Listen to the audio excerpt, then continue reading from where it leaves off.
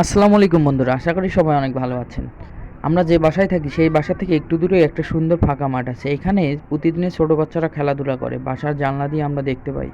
কিন্তু আসলে সেইভাবে কখনো যাওয়া হয় না। আবহাওয়াটা আজকে মোটামুটি ঠান্ডা, যে কারণে বেরিয়ে পড়েছিলাম সেই মাঠের উদ্দেশ্যে। গিয়েই দেখি কয়েকটা পোলাপান এখানে ঘুড়ি উড়াচ্ছে।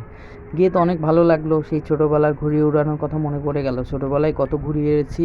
তবে দুঃখের বিষয় হচ্ছে বর্তমানে গ্রাম অঞ্চলেও আর আগের মতন ঘুড়ি উড়ানো দেখা যায় না। আমরা যেভাবে ঘুড়ি উড়াইতাম, খেলাধুলা করতাম, সেগুলো দিন দিন মনে হয় উঠে যাচ্ছে, যা আসলে আমাদের জন্য অনেক দুঃখজনক। তবে ওদের ঘুড়ি উড়ানো দেখে আমারও খুব ইচ্ছা হচ্ছিল যে আমি যদি একটু ঘুড়িটা উড়াতে পারতাম। একবার ইচ্ছা করছিলাম, কিন্তু আসলে পরে নেওয়া হয়নি, যদিও বা ওদেরকে বললে ওরা দিত।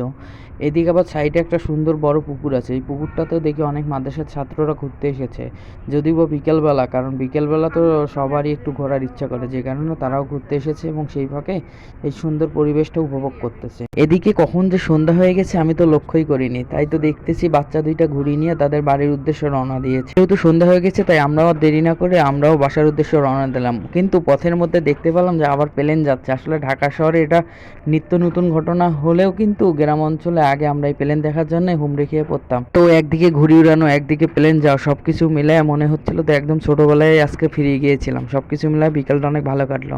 ভালো থাকবেন, আল্লাহ হাফেজ।